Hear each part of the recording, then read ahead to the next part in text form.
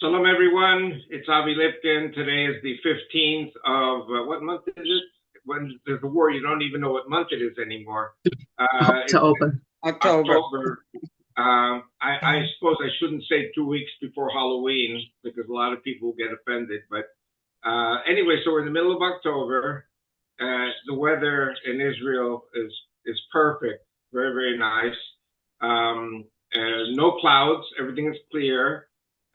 So I suppose from a strategic perspective, theoretically, things are better militarily as far as the weather goes. We were all very concerned about an early winter and heavy rain and the mud of Lebanon. Our military has advanced. They don't want to say how much it has advanced. From the little pieces I've picked up, they said that the last thing I heard was, that the last reports were that we are 3 kilometers or 2 miles into the south of Lebanon. The Litani River is 10 kilometers away. So if I'm correct, we are about 3 kilometers out of 10. But I think personally we are further into Lebanon. Nabatea, which is in the eastern part of Lebanon, just above Metula, is about 3 miles away from Metula, and so the bombing of Nabatea has begun, but Nabatea is to the north of the Litani. So we have at this stage, we have 2 rivers to think about. We have the Litani River, and officially the approach of the Israeli government is that we will purge the south of Lebanon up to the Litani. And like I said before, on the coast, it's a 10 kilometer or 6 mile drive. But the Nabatea to the east is north of the Litani by about 2 miles. So what we have been hearing now, and actually I didn't hear this on Israeli media, I heard this on French media, France 24, which is like CNN or Fox News from France, and they said that Israel has announced to 22 villages to move north of the Awali River. Awali is the next river, parallel, heading north, which is another 10 kilometers. So in my humble opinion, and my opinion is very humble, very worthless, but the Israeli army reaches the Litani River, and what happens if Hezbollah is firing at our troops as they are on the Litani River? I think in America there's a term called manifest destiny. You are attacked, you advance, and you hold ground. And if you are attacked again, you keep moving forward. And Rachel says that she thinks that they're drawing us into a trap. But at this stage, our troops are not getting killed in the battle in Lebanon. We've lost 11 men already. As you all know, we are losing to the rockets that are hitting us, and we're losing to terrorism. Just 2 hours ago, there was a Israeli policeman killed by a terrorist from Jabalia refugee camp, and of course he was eliminated. But the policeman died. So, every day we are losing people from terrorism, whether it be from rockets or from individuals. But the Israeli army is moving very confidently northward. I'll say something a little cynical. They showed on TV a 800-yard tunnel under the ground, which was the command headquarters for the Hezbollah, with full living capabilities for the soldiers, for the terrorists there. And but cynically, I must say that our military probably knew about this months ago. And, I have to tell you, my wife and I traveled south to the graduation ceremony of my granddaughter in an officer's course. And we picked up a hitchhiker. And he's not a young kid. He's in his 40s. And we asked him, tell me, can you tell us, are we in Lebanon? Oh, yes, he says, we're in Lebanon. And it sounded strange at first. But looking back, the Israeli radio and TV have been announcing, our troops have been in Lebanon for many months already. So we have discovered hundreds, I don't know if you're listening, hundreds of terror tunnels in the south of Lebanon. And we have been basically uncovering them and dealing with them. The terrorists, we find every so often one or two terrorists in the buildings under which go the tunnels. But when we entered these tunnels, the food was still hot on the table. In other words, a lot of these Hezbollah so-called soldiers just fled and left us to see everything they had there. Literally thousands of guns, thousands of hand grenades, thousands of RPGs, all kinds of weaponry. They found jeeps in the tunnels, ready to break out of the tunnels and attack Israel, which is only a few hundred yards away. And the consternation of this is that that there are generals in Israel, the left-wing generals who have been pushing for a coup d'etat against Netanyahu, who are saying, yeah, the Americans say, let's have a ceasefire. What ceasefire? How can you have a ceasefire when they've got these tunnels under the ground facing Israel, and tunnels that took them 20 years to dig? So, we still really don't know what's going on. They have taken already 2 teams of journalists into South Lebanon to investigate for themselves. We almost had an October 7th from the northern border with Lebanon. In other words, the horrible thing that Hamas did, they were hoping that Hezbollah would attack us from the north, take the north of Galilee, take Israeli citizens hostage, prisoner. We've had miracles in this war. We've had miracles. And they were saying, we knew 20 years ago that they were digging tunnels. And, I have to tell you, I think I mentioned it in a previous Zoom, that I participated in war games at general staff level in November of 1996. And I had received information from some Messianic people in Colorado that that Hezbollah was going to take the north of Israel, conquer the northern third of Israel. This is in 1996. I mean, do the math. It's 28 years. We know that they're going to do this. And so many times, in war, there are things that and you pretend to play stupid, that you don't know that these things are taking place. So I had the honor to reveal to the Israeli military what I picked up as urgent secret messages from the United States, that Hezbollah was preparing to attack Israel. This was when Netanyahu became prime minister the very first time in 1996. November 1996, Netanyahu had just become prime minister, and we knew we were going to be attacked by Hezbollah in Lebanon. We knew we were going to be attacked by Syria and Iraq. This is when Saddam was still in power. We knew that Egypt was getting ready for a war with us. All of this is in my books. So praise God, Tony Blair, former Prime Minister of England, intervened, and he blocked a war from breaking out. So that's the reality that I live in here in Israel. I don't claim any credit for anything. I just happened to be the right guy in the right place at the right time.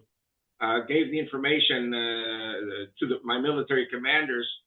And, my wife Rachel was also helping, because she would analyze the information I was getting in codes, and she was explaining to me what it meant.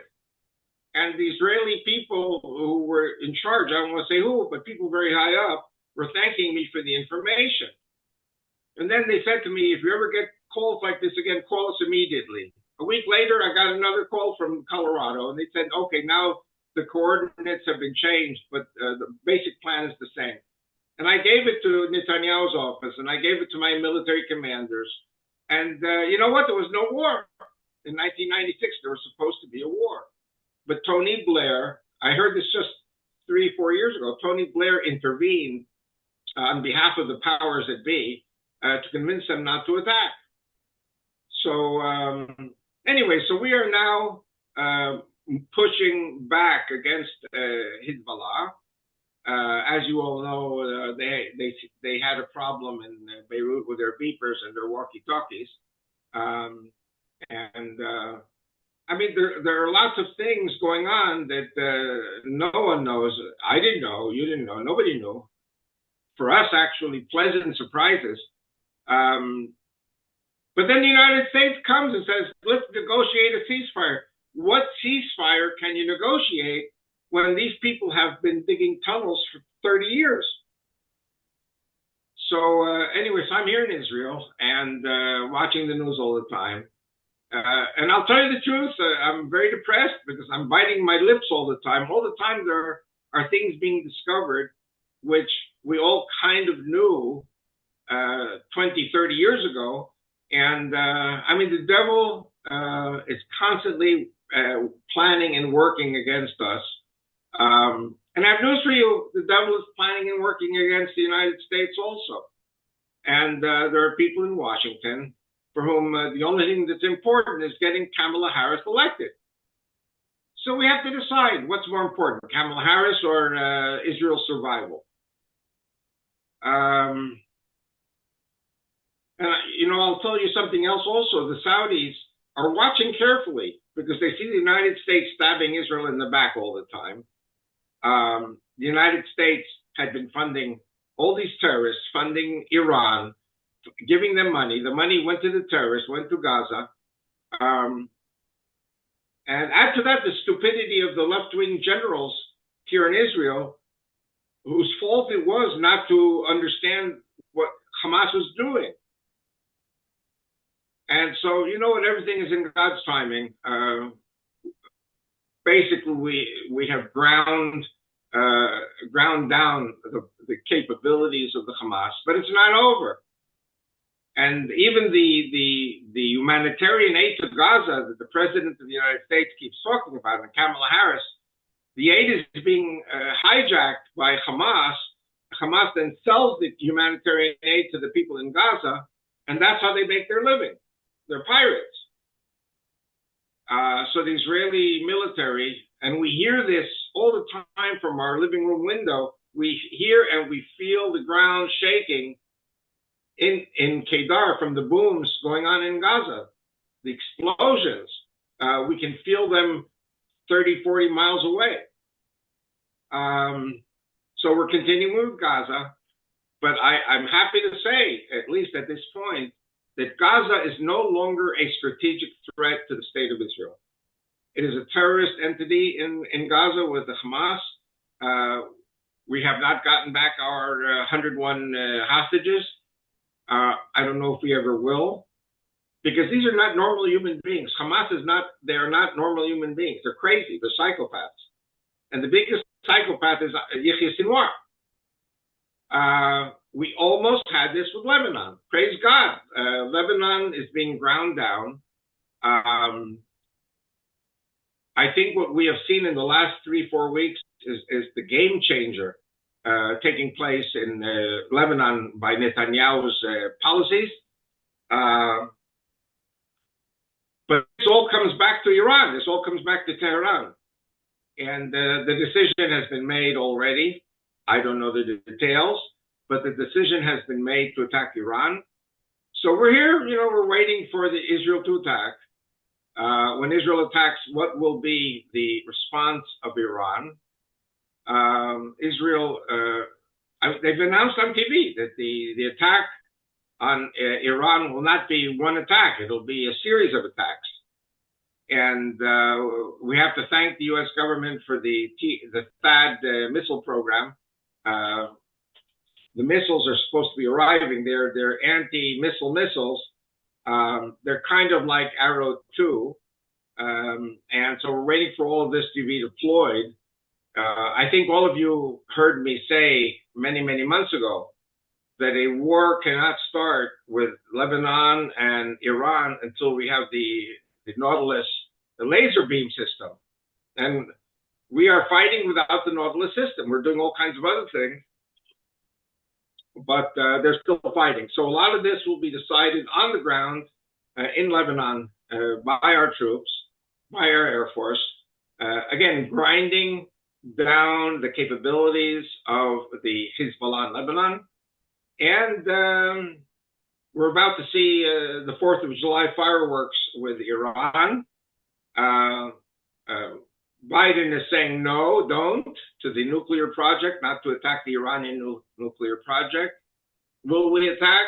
I don't know. I hope so. Not to attack the oil facilities on Harj Island and Bandar Abbas. Will we attack? I don't know, but I hope so. So it seems that the U.S. government is saying to us only that we can attack military targets. I believe that includes annihilation of the Iranian Ayatollah leadership.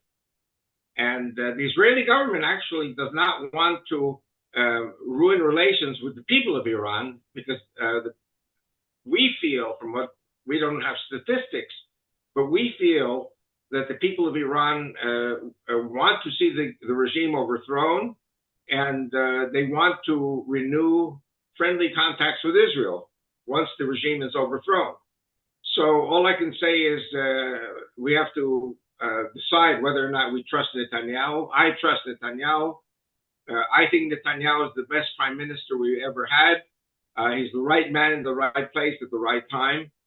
And he understands the stupidity of the U.S. State Department, the U.S. President and Vice President. He knows what he's doing. He knows what Israel's interests are. And by the way, Israel's interests, when you really look at them, are America's interests, and they are Europe's interests. And I hate to use a slang which is slightly off color, but we've got to stop pussyfooting. We are pussyfooting with the enemy. We've got to finish this off. Even former President Trump said, finish the job, finish the job. And probably it will involve a number of waves of attacks by the Air Force against Iran. We are probably, maybe then they'll start shooting rockets at my settlement finally, because, nobody, we have this little settlement of 250 families in the middle of the desert. Why would they waste good ammunition on us? And the main interest of Iran is to hit the Azrieli towers in Tel Aviv, to hit the electrical stations on the coast especially, cut the Israeli electrical production. They want to blow up the oil and gas rigs out in the Mediterranean, not far from the Israeli coast. Those are the things, and of course our nuclear, excuse me, I shouldn't say nuclear, we don't have nuclear, to attack many, many different types of critical Israeli infrastructure. And they have thousands and thousands of rockets, the Iranians. There are rumors out there that the Iranian rockets are actually very, very imprecise. And for that reason, they say that the Hezbollah has them, don't want to use them because they'll blow up on them.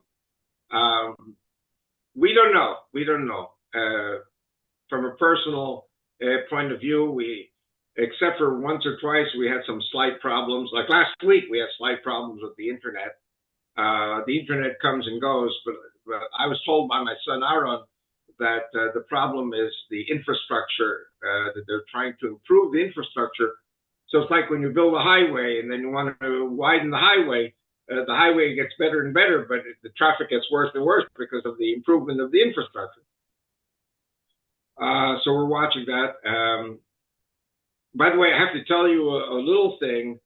My son Aaron has 2 groups coming to Israel in March.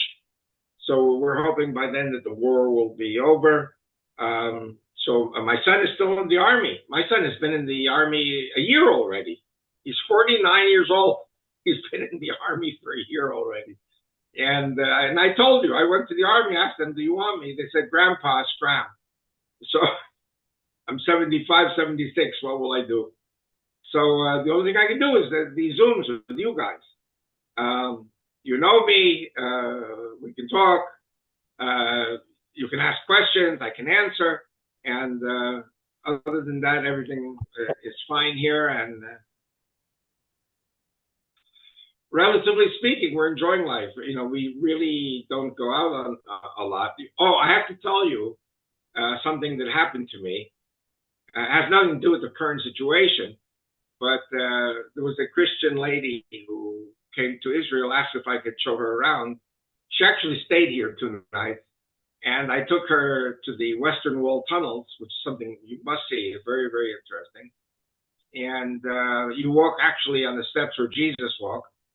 And when we left the Kotel tunnels, when we left the tunnels, we were out at the Wailing Wall, and all of a sudden, Gidon Ariel, some of you may know Gidon Ariel, he has something called Root Source, in which Aaron and I give lectures also. And he yells, Avi Lipkin! And so, let's go up to the Temple Mount, he said. He said, okay, I'll go to the Temple Mount. My Christian lady friend actually wanted to go up see the mosque. So we went up on the Temple Mount, and they said, you have to take your shoes off because this is the holy place. And anyway, so I took my shoes off. We had to go just with socks or plastic. I don't know. I didn't know I was going up on the Temple Mount, so I took my shoes off, and I walked all around the mosque with these religious people. They were praying. They were prostrating. They were blowing the shofar, and I walked about a mile barefoot. And I mean, by the end, I said, I think I need an ambulance. My feet were hurting. And so what happened was a few days ago, I felt very romantic with my wife. And we went to the Machane Yehuda fruit and vegetable neighborhood where they have their outdoor stands. And we were having a great time. We were buying fresh produce, which is fresher than the supermarket. And we had coffee together and we enjoyed it. And then we couldn't find our car because it was in a different parking area of the same building. Long story. So the next day, I couldn't walk. And I had a pain in my right foot, which was from something that happened to me 25 years ago, where I jumped from an altitude of 10 feet. And I think I broke something in my foot. I mean, it healed, but the pain, I remember distinctly the pain of 25 years ago. But now that I'm home and I'm wearing very high soles, the pain is going away little by little. But my sons were saying, well, we'll get you a wheelchair. You have to go make an x-ray of your foot. And I'm a Christian Scientist Jew. You know, I don't do anything, which is stupid of me. My wife kills me all the time. Anyway, I'm sorry for rambling, but my feet are a lot better. I'm still not walking a lot. I'm here in the house and enjoying my 2 canaries here in the room with me and watching the news 24/7. We have 3 TV sets all on different stations, so I'm constantly monitoring the TV programs. And we're waiting for the attack on Iran. So the attack on Iran could be in 3 weeks from now, day before the elections, or they could be tomorrow. We have no idea when this attack is going to take place, and for obvious reasons. It's going to be a big surprise. But I have confidence in our prime minister. I have confidence in our military. Even some of the stupid generals who keep saying the wrong things and doing wrong things. And I'm always afraid of a coup d'etat against Netanyahu, which is what Washington wants. So, the thoughts of the evil are always thwarted by the Lord. And that's the history of the state of Israel. And so we are here. And I see I've wasted half an hour already. So if there are any questions, go ahead and shoot. Avi, the left-wing generals that you talk about, they have people in the government that are aligned with them, right? And so I'm just curious, how that's going with Netanyahu's coalition, if the people who are aligned with those generals, are staying aligned with them, or if they're getting in line with Netanyahu, how that's going. Yeah. Well, Lori, you know the very famous quote, keep your friends close and keep your enemies closer. And so Netanyahu keeps them very close to him. Don't forget, a lot of these generals, they are fantastic military people. But when the moment the generals start talking politics and working with Washington, D.C., which does not have Israel's interest at heart. Washington, D.C. has Kamala Harris's interest at heart. And Israel cannot have a ceasefire when we're in the middle of a campaign. And we are still in the middle of the campaign with Gaza. So we're still in the middle of the campaign with Lebanon. We are in the beginning of the campaign with Iran, even though they attacked us already on April 14th, and then just 2 weeks ago. And so I think there are many people on the left who should have been fired. There are many people on the left who should have been brought before a tribunal of the military, maybe even firing squad. But instead of that, Netanyahu remains quiet and they work. They have military experience, except for a few generals who are just really, really crazy. And they participate in the demonstrations on the streets of Tel Aviv. They call for shooting all right-wing people in the head. They're socialists. It's the old-time Bolshevik behavior. But the point is, there's a saying that when you know your strength, you don't have to pretend to be tough because you know what your strength is. Netanyahu has the backing of 70% of the Israeli population. And actually, every time we hit Iran or Hezbollah or anyone, Netanyahu's popularity increases. And the left-wing generals shut up more and more. So, we're just, all these generals are close to Netanyahu. I don't know, God forbid, if somebody would try to do something to Netanyahu personally. So we are always, always praying for the safety of Netanyahu, just as I know everyone who's on this Zoom are praying for the safety of former President Trump. And there were great similarities between the right wing in Israel and the right wing in the U.S., and the status of Netanyahu and the status of Trump. And by the way, I have to tell you all that my son Aaron organized hundreds of votes for Trump from American citizens who are living in Israel. They have gone to the addresses they're supposed to go. And I don't want to say anything more, but I have a very good feeling about the victory of Trump in these elections. And I don't know, because I feel the absolute victory of Trump in the elections, I don't get concerned about the stupid things that Kamala Harris says, or Biden, or Obama. Actually, these left-wing people have to be dealt with also when the time comes. So we'll see where it all goes. I hope I answered your question. Yes, thanks. Any more questions? Yes. I heard something, but now I can't remember all of it. But you might, there's somebody, and I can't remember what country it was, but sent drones and they exploded in Israel. And at first they didn't have the thing that came against the drones, but then I think the United States sent them things that go against drones. Did that happen, or I can't remember who said this? Yeah. Firstly, I have to tell you, that's a good question, or a good comment. The Israeli military has always put an emphasis at the expense of everything else, including drones. The Israeli military has always put its emphasis on F-35s. F-35s and missile technology for attacking. So we, unfortunately, have been very, very weak when it came to the drones. One of the things, I don't know if it makes sense or not, but they spoke on the news here that the Ukraine has a very, very good anti-missile, anti-drone system, which they've developed over the last 2 years. And so somebody was saying on the Israeli TV, why don't we speak to the Ukrainians? Because they have experience.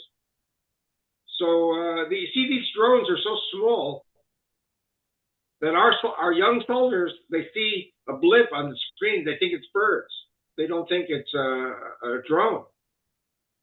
And so this drone, which cost us the lives of 4 of our soldiers and dozens of wounded, the people saw it. The people on the radar, they misunderstood it to be flocks of birds.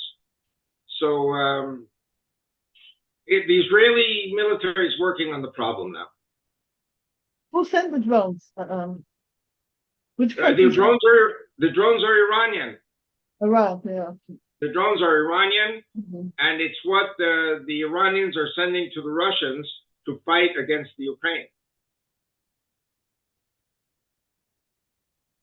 I have to I leave. will add another thing. I don't know where these drones are produced, but I'm sure the Israeli government knows where they're produced. And I'm sure the Israeli government will attack the facilities that produce the drones in this next wave. I have to leave early. Somebody's picking me up. So I didn't hear you. What did you say? I have to leave early because somebody's picking me up. So I got to go. But Oh, I okay. wish I could- Bless you. Bless you. Good. Bless Good. you. Thank you for your question. Any more questions? Yeah, I wanted to ask about the drones as well. But you're assuming now going forward that they're just going to have to try and take out all the drones, whether they're going to attack or not, for precaution, no? Well, I have to tell you, Claire, and since you're a Brit, in the background you're British, Yeah. you know the history of World War II, Mm-hmm. and you know that there were ships coming across the Atlantic from the United States to help the British, to supply the British. There were ships that were torpedoed, and thousands of people died on the ships as the ships sank. Yeah. And Israel feels so bad about 4 soldiers who were killed. I mean, we all feel bad about them, but we are at war. And so this is something that happens. And praise God, that we're not talking about German U-boats sinking our ships. This is, said that these drones are like, big firecrackers. And you know what? If you start setting off firecrackers, you can lose your fingers. You can lose your eyes. You can lose anything. The drones are primitive, simple weaponry, which Israel was not prepared for. Yeah. Thank you for the question. Yeah.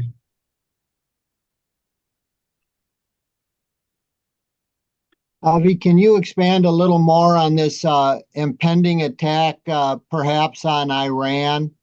Also, I just want to tell you, for your encyclopedia of discussion or thought, this laser system, the Nautilus, I think you've called it, has been on the news here that is being developed. Yes, but they announced that the Nautilus system won't be ready for another year. I heard from my, extensive reading and checking out all this information, they were saying that the Nautilus would be ready by December. We are now in October. I don't know when the attack will be. It could be, as people were saying, just before or just after the November 5th elections in the United States. It could be we're inching slowly forward to the date in which the laser systems will be deployed.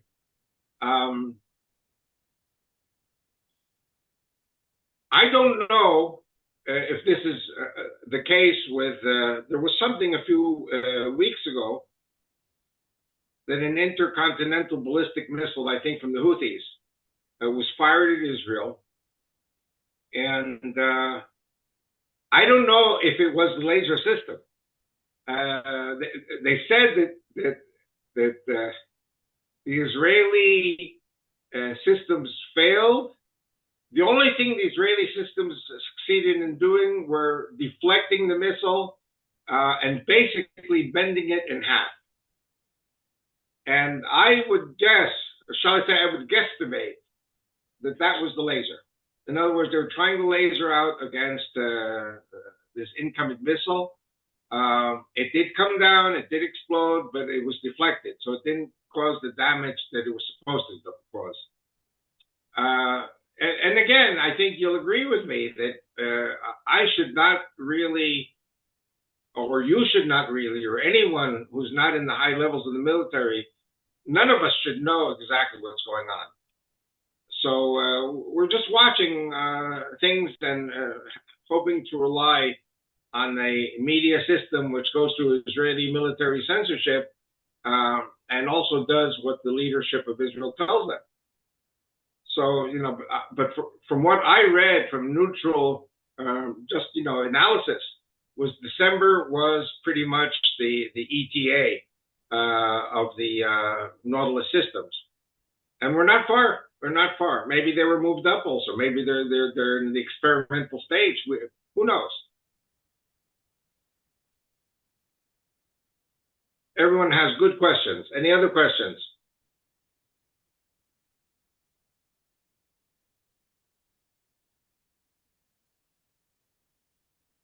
Where was the attack this morning where the policeman was killed? You've been to Israel, so you know. Highway 4 is the old highway north-south from Haifa to Tel Aviv and Beersheba.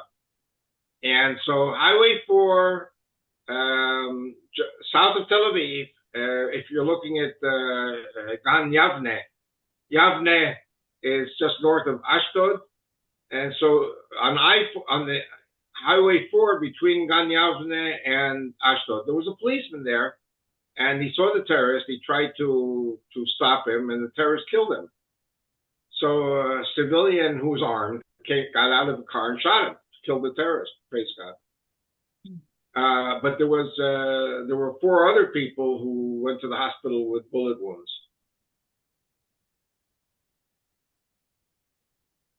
So in general, are those kinds of terrorist attacks less or more than when it's not a war? The terrorist attacks have been increasing, and I'll be very honest with you. I said this from the very beginning of our Zoom meetings. We live here in Kedar. Kedar is Judea and Samaria. An interesting point, Jews, when they pray to the east, facing Jerusalem. When we pray in Kedar, we face northwest. We see the towers of Jerusalem on the Mount of Olives just northwest of our house, right in front of us, but higher. So we are smack middle of Judea and Samaria. We have been warned. There are 60 terrorist attacks that are planned for Judea and Samaria. This would, of course, include Aaron, who's in the Benjamin area, Yaakov, my other son, who's in the Samaria area, and we are in the Judea area. I have to tell you something which it's one of these typical Israeli bureaucracy things. On September the 30th, 15 days ago, I was supposed to go and have a practice shooting at the firing range. And they said a refreshment course. You have to go through the shooting.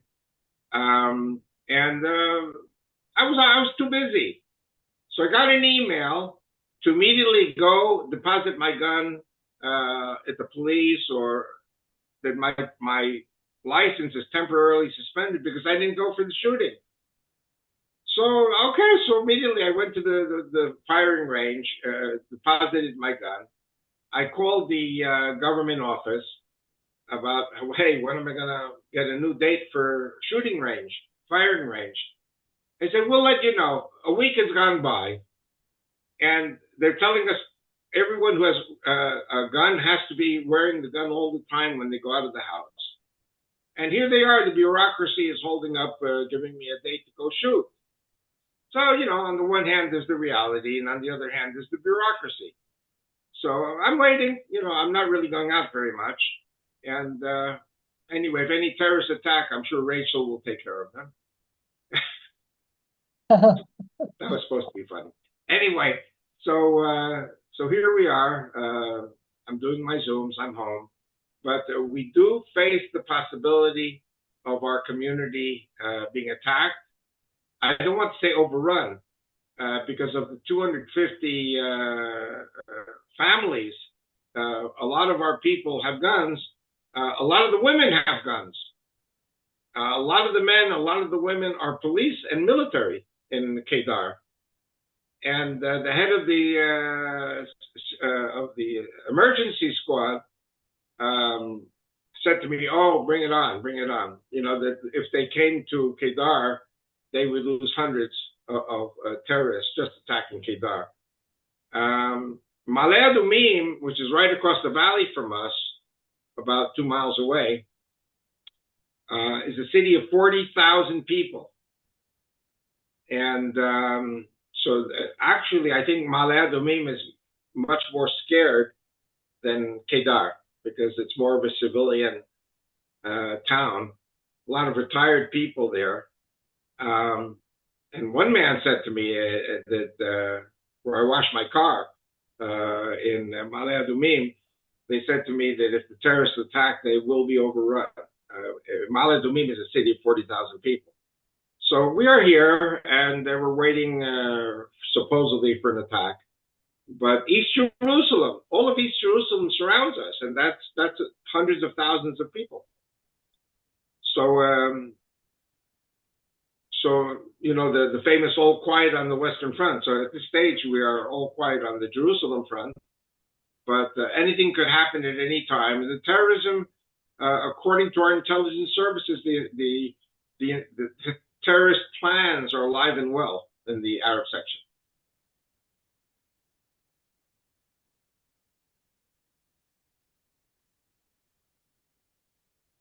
And the other question, yeah. I would just ask what your opinion is about the fact that the UNIFIL, the UN peacekeepers, were stationed originally, I guess, in southern Lebanon. Nonetheless, what we're hearing is the UN wants Israel to tread softly going into the Lebanon for the sake of these so-called peacekeepers who never kept the peace with Hezbollah, by the way, but they would expect Israel to do so. What is your opinion about whether they're using these peacekeepers as human shields or excuse to come against Israel or something like this? Very correct. Very, very correct. And actually, there was a UNIFIL officer once who went to Hezbollah to protest about something. They killed him. So the UNIFIL soldiers there, they know not to mess with Hezbollah. What we saw in the news a few days ago was that the Hezbollah have a position right next to the UNIFIL. And Hezbollah is shooting at us, firing at us, and when we shoot back, some of these UNIFIL soldiers got injured. And so Israel gets blamed. This is so typical of the United Nations. And Netanyahu said from the very beginning of the Lebanon campaign, we begged the UN, take your soldiers out of there because they are in harm's way. And there are a lot of these UNIFIL positions along the border, and right next to them or underneath them are these tunnels going into Israel. Very, very cynical behavior by Hezbollah. Very cynical behavior by Hamas in Gaza. The same thing also. But, we will deal with all of this.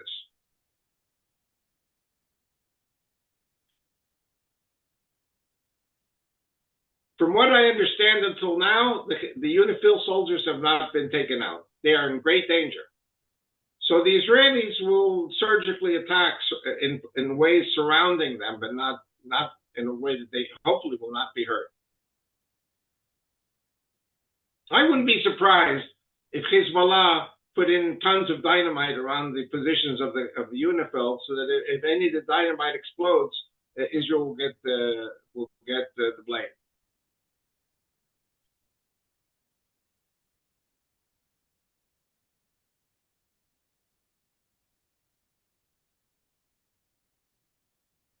I just wondered, how is business over there? Has anything like in the old town opened up, or cafe bars opening up? How are people surviving still? Good question. Actually, where we are in Ma'ale Adumim, everything is open. Where we are in Ma'ale Adumim, the coffee shops are open and the stores are open. There are areas, I will tell you, that are closed. And, Rachel and I once drove up to the Sea of Galilee, and there's a kibbutz on the southeast side of the Sea of Galilee, and the kibbutz is called Ein Gev. And Ein Gev, we ate there in the past. A very, very nice fish restaurant. It was closed. Yeah. Because the owner of the fish restaurant is in the army. Oh, so there are businesses that are closed. And I have to tell you, I officially am working for my son in Lipkin tours, and all the tours stopped. So Aaron has been in the army for a year now. Can you believe it? He's 49. He's been in uniform a year already. Yeah. And that's the only income he has. He has his army soldier salary, and of course my salary was stopped, so I've lost money. I'm a very rich man. I'm living off of American Social Security and the Israeli Social Security. So we have what to eat, but we're at standstill as far as finances. Mm.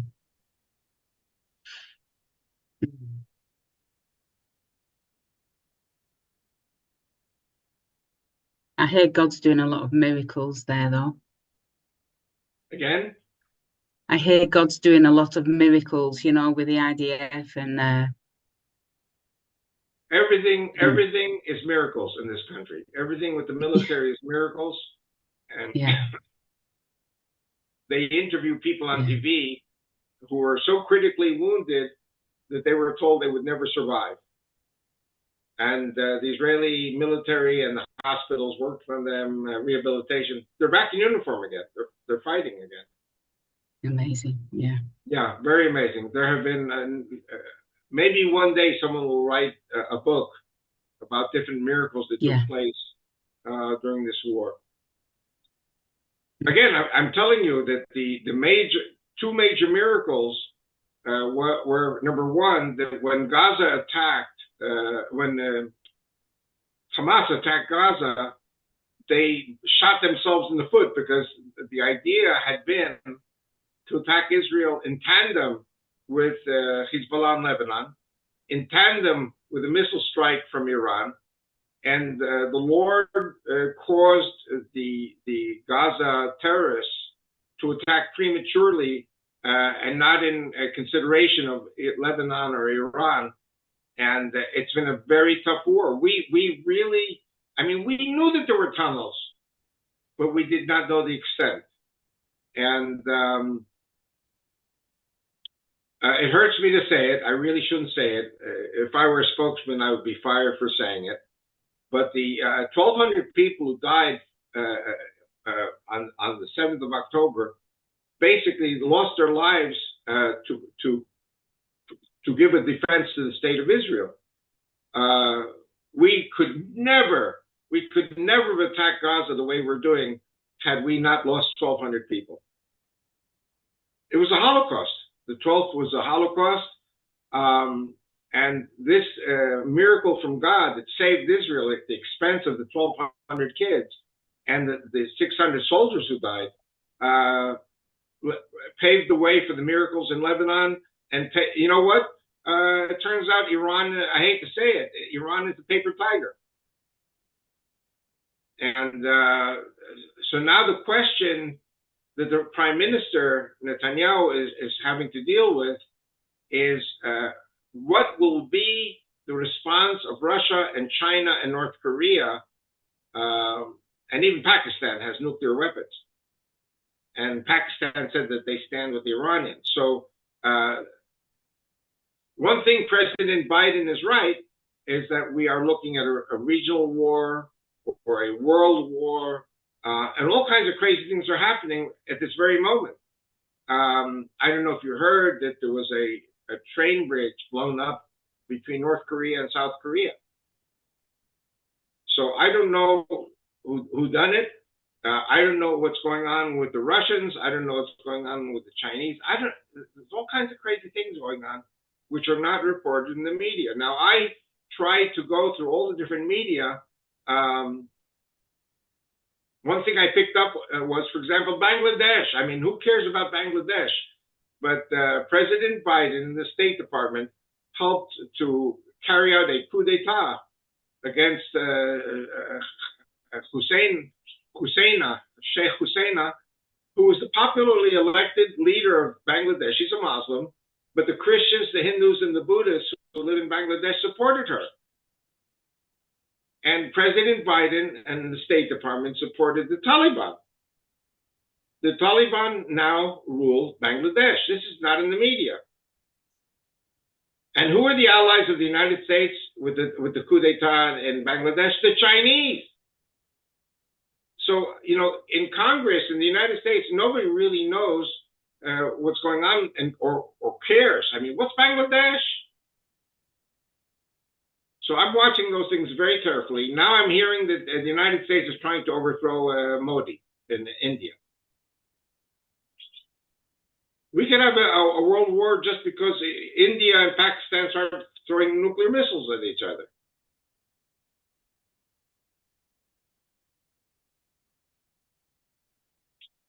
So there are a lot of rabbits in the hat that could be pulled out.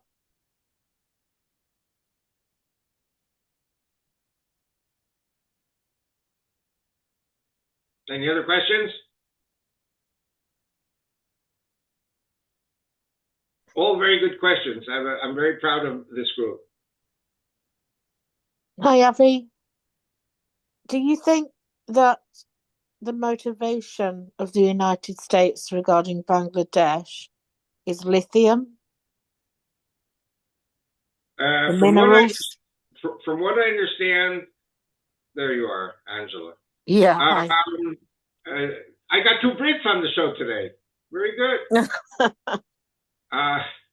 Actually, you're not British. You're from Jersey, so it's okay. I think that what my friend in Bangladesh told me was that the United States wanted a naval base on an island called St. Martin's, or St. Martin Island, in the Gulf of Bengal. And that way they could control everything that's going on in the Bay of Bengal. Yes. Don't forget, you have Myanmar to the east, and you have Bangladesh to the north, and India to the west. I was also told by my friend that there are great oil reserves in the Gulf of Bengal. Right. And so the United States cut a deal with the Taliban that if the United States helped the Taliban would let America have the island and prospect for oil. So America helped the Taliban, and then Taliban said to Americans where they could go. Interesting. So the Taliban stabbed America in the back, but America stabbed Bangladesh in the back. But that's politics. Yeah. Thank you, Avi.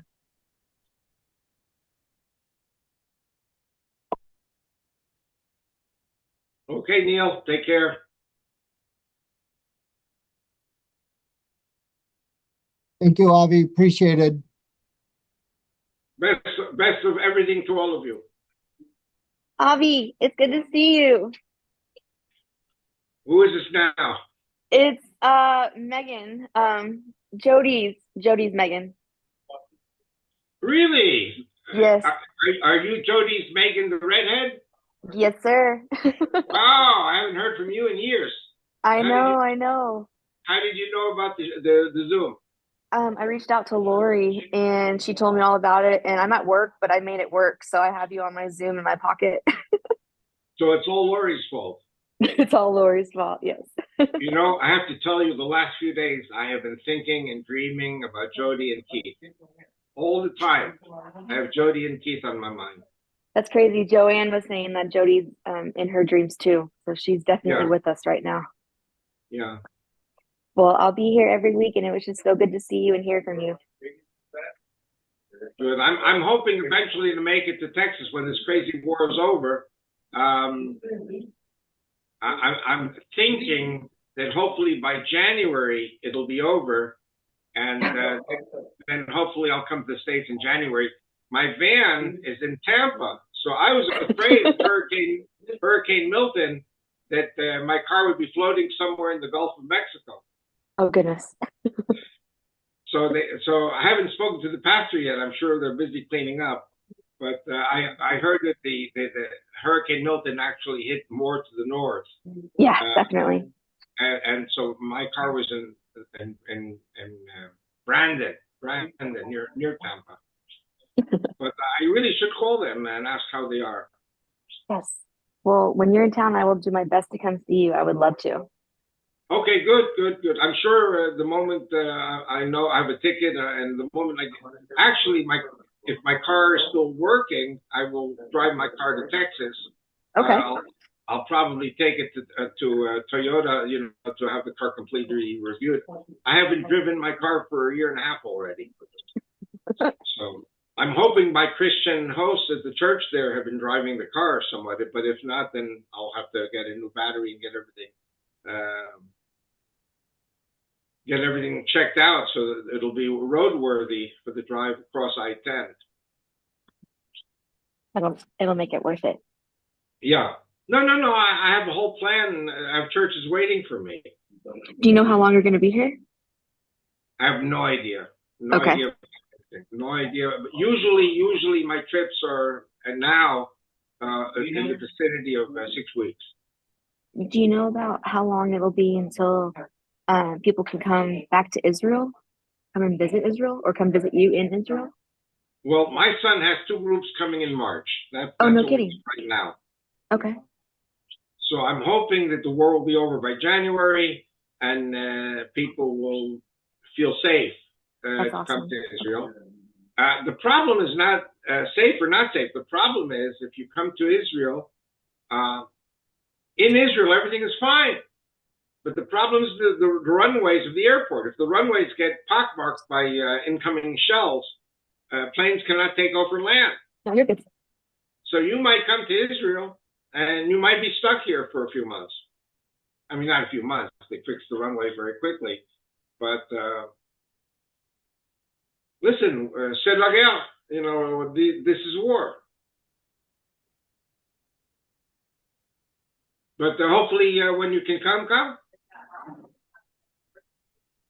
Did I lose you? I hope I didn't lose you. Are you talking to me or to Lori? No, to you. To you. What did you ask? I think I broke up. I forgot what I asked.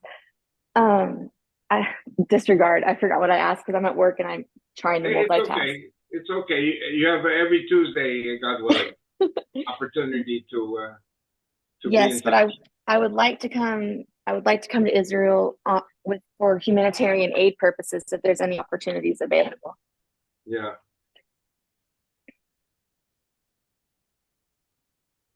All right. Well, you know what? I will look around for you, and next time we meet, I'll see if I found you anything.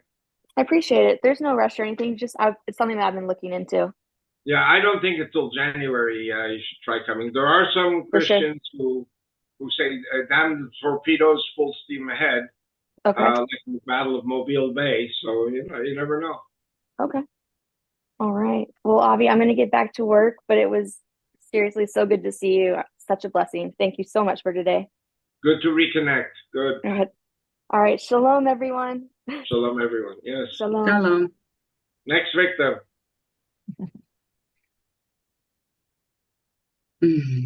Well, we're at 33 past, Avi. Is that a wrap for today? Unless somebody has an urgent question, I have a show at the top of the hour.